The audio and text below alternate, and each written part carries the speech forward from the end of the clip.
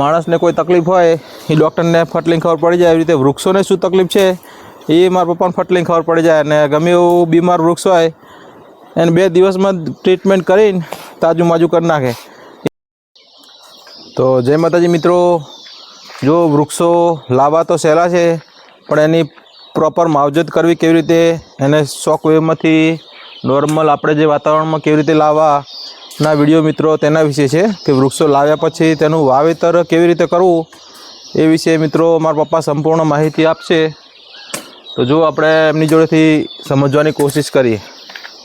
પણ આની ટ્રીટમેન્ટ કોને કે આ શું કરવું પડે? વાવવા માટે શું કરવું પડે? આમ વાવવામાં 1.5 બાય 1.5 ફૂટનો ખાડો કરવાનો. એટલે આપણે આ છે ને આ છે ને આને હવા ના લાગી રહ્યું છે એટલે બેડમાં રાખવું જોઈએ. હવા લાગે ને તો ફૂંકાઈ જાય. લાંબા રૂટમાં આવેલો છે ને એટલે એને શોક લાગ્યો હોય, 2 દાડા પડ્યા રહે એટલે શોક પાછો વળી જાય, એટલે વ્યવસ્થિત ચોંટાય ફરે નહીં.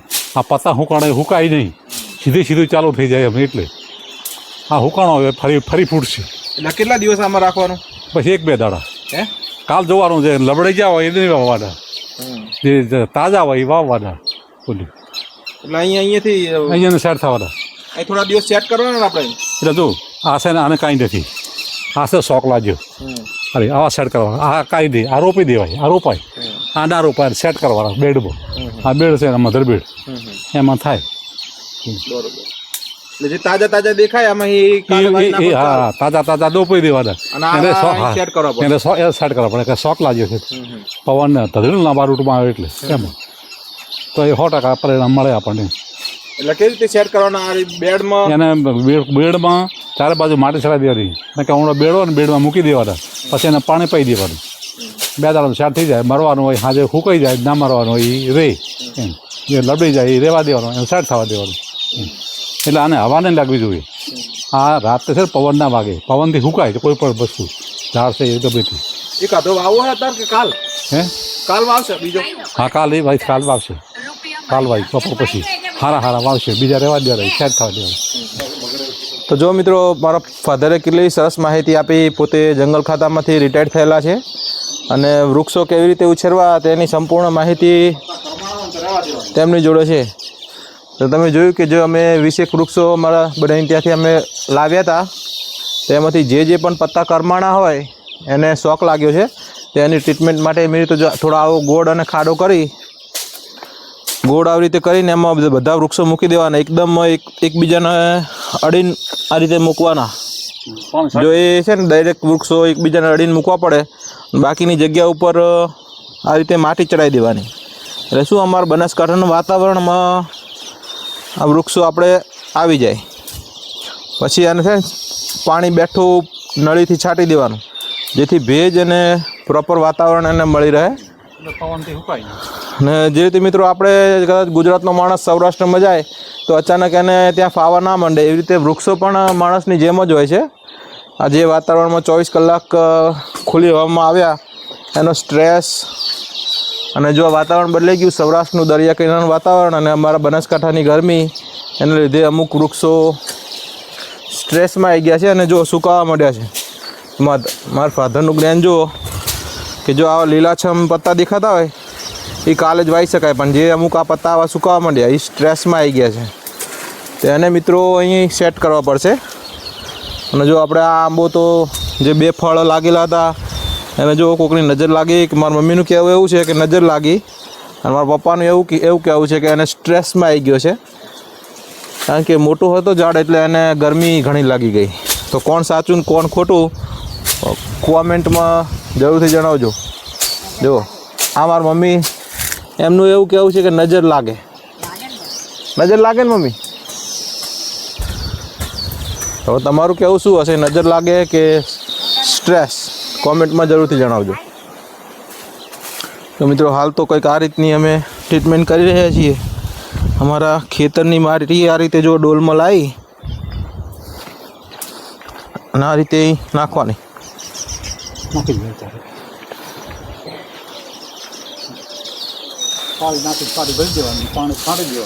પાણી લઈ દઉં?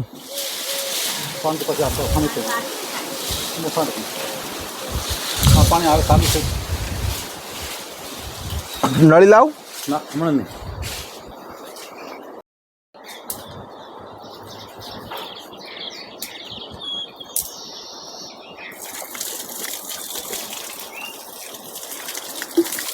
તો જો મિત્રો આ વૃક્ષોને આવી રીતનું પછી બેઠું પાણી આપી દેવાનું.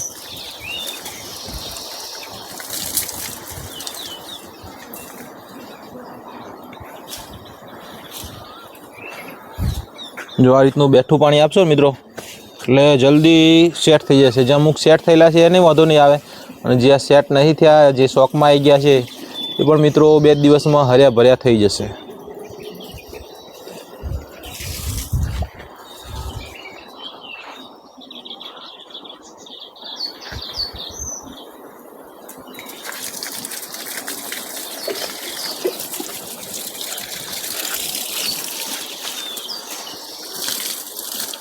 તો મિત્રો મારા પપ્પાએ પેલો 1200 રૂપિયાવાળો મિયાઝાકીનો મેં આપણે વિડીયો બતાવ્યો હતો.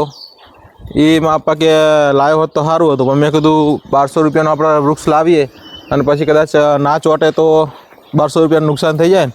પણ મારા પપ્પાએ એવું કીધું કે તું ખાલી તારે લાવવાનો જ હતો, અને હું ગેરંટી આલું કે આપણે કોને કોઈ ના થાત, કેટલી માવજત ને એટલી આવડત, કારણ કે હુનર છે મારા પપ્પામાં. તેમણે કીધું કે લાવ્યો હોત તો હું રોપણ કોઈ થવા ના હાલત. જો મિત્રો અત્યારે આ વૃક્ષોને શોખ લાગ્યો છે ને, જો મારા પપ્પા કેટલી મસ્ત ટ્રીટમેન્ટ કરે છે. એવું ને એવું મિત્રો બીજા વૃક્ષો સાથે થયું તમને દેખાડું કે હમણાં ખેડા જિલ્લાથી ફાલસા ને એવું લાવ્યા હતા, તો એને મિત્રો આ પ્રકારની જ પરિસ્થિતિ થઈ હતી. ખેડા જિલ્લાનું વાતાવરણ અને અમારું બનાસકાંઠાનું વાતાવરણ સેટ નહોતું થતું. તો એ સમયે જો મિત્રો અહીંયા મારા પપ્પાએ ખાડો કરી અને બધા વૃક્ષોને આ રીતની ટ્રીટમેન્ટ આપી દીધી હતી. તો જો મિત્રો જેવું તમને મેં જણાવ્યું કે વન વિભાગમાં આપણે મારા પપ્પા રેન્જર તરીકે હતા, અને વન વિભાગ એટલે મિત્રો પોતે હાલ જાણે કે વૃક્ષના ડૉક્ટર જેવા જ છે મિત્રો. જેમ કે માણસને કોઈ તકલીફ હોય એ ડૉક્ટરને ફટલીને ખબર પડી જાય, એવી રીતે વૃક્ષોને શું તકલીફ છે એ મારા પપ્પાને ફટલીને ખબર પડી જાય. અને ગમે એવું બીમાર વૃક્ષ હોય એને 2 દિવસમાં ટ્રીટમેન્ટ કરીને તાજું માજું કરી નાખે. એ હજી આપણને એવું ના આવડે, પણ ભાઈ મારા ફાધર વન વિભાગમાં છે એટલે મારા નસીબ એટલા સારા કહેવાય કે મને આટલા ગ્રેટ પપ્પા મળ્યા છે. જેને એમનું કહેવું એમ છે કે બધા વૃક્ષો હું તમને મોટા કરી ના લઈશ, તેથી કંઈ ભવિષ્યમાં તમારે ખાલી ખાવાના જ રહેશે, એટલું અમારા માટે વિચારે છે મારા ફાધર. તો જુઓ મિત્રો અમે ખેડા જિલ્લાથી મહિના પહેલાં જે વૃક્ષો લાવ્યા હતા એમાં અમુક વૃક્ષો જે ફાલસાના હતા, તો મને ચિંતા હતી, કારણ કે બીજા દિવસે મિત્રો એક ઝાડ તો સાવ સુકાઈ ગયું અને એક ઝાડ અડધું સુકાઈ ગયું, અને 3માંથી એક જ લીલું વધ્યું હતું. તો એ જ દિવસે એમની પરિસ્થિતિ સમજીને મારા પપ્પાએ જો નજીકમાં આ રીતે જ ગોળ કરી અને બધા વૃક્ષો ભેગા મૂકી દીધા. પછી એમની ઉપર માટી ચડાવી દીધી. જો માટી ચડાવ્યા પછી જે વૃક્ષ હુકાવા પડ્યું હતું એ મિત્રો જુઓ અત્યારે આ લીલુંછમ થઈ ગયું. અને આ ફાલસાનું ઝાડ અમે વાવી દીધું. જો બીજાએ તમને બતાવું, જો આ બીજું ફાલસાનું જ છે. જો મિત્રો આ કેવું લીલુંછમ છે નહીં ભૂગી? આ શું છે ઝાડ? શું છે આ? શું વાયું? આ શું વાયું બેટા? ઝાડ. આમાં મમ આવશે હં આપણે ખાવાનું. જો મિત્રો બીજું આપણે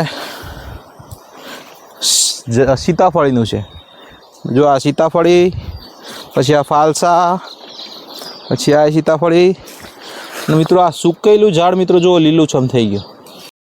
તો મિત્રો જો આ નાના એવા ઝાડને શોખ લાગ્યા પહેલાંની પરિસ્થિતિ અને પછીની પરિસ્થિતિ તમને દેખાડું. તો જો જ્યારે આપણા ખેડા જિલ્લાથી આ ફાલસાના ઝાડ લાવ્યા હતા તો એને શોખ લાગી ગયો. તો જો તમને હું નજીકથી બતાવું. તો જો મિત્રો આ પત્તા છે ને, આ આપણે છે ખેડા જિલ્લાના, અને આ પત્તા આપણે આવી ગયા નવા બનાસકાંઠાના. એટલે હવે લગભગ આ ઝાડને કોઈ થશે નહીં, કારણ કે આને એક ડૉક્ટરની જેમ ટ્રીટમેન્ટ મળેલી છે, જે મિત્રો મારા પપ્પાએ જ આપી છે. તો હવે લગભગ આ વૃક્ષને કોઈ વાંધો આવશે નહીં. તો જેનું તમે આ ઉત્તમ ઉદાહરણ જોઈ લો, ટ્રીટમેન્ટ પછી અને આ ટ્રીટમેન્ટ પહેલાં. નીચેના પત્તા બધા છે ખેડા જિલ્લાના, ને ઉપરના પત્તા આવી ગયા છે આપણે બનાસકાંઠાના. તો મિત્રો મોટા મોટા શહેરોમાં જ્યારે મોટી મોટી ગાડીઓ, મોટા મોટા બંગલા લે ત્યારે એમને મિત્રો નાની નાની ખુશીઓ થાય. અમારા નાના ગામડામાં જો અમારી નાની ખુશીઓ એટલે મિત્રો માત્ર નાના આંબા, અને આવા નાના આંબા લાવીને એની જાળવણી, ટ્રીટમેન્ટ અને એને સાચવીએ, એ છે અમારી નાની ખુશીઓ. શું કહેવું છું આપણે? સાચું. તો જો મિત્રો અમારી નાની નાની ખુશીઓ તમને કેવી લાગી, અમારી નાની નાની ખુશીઓ ગમી હોય તો કોમેન્ટમાં મિત્રો લાઈક કરજો, ફોલો કરજો. ભલે તો જય માતાજી.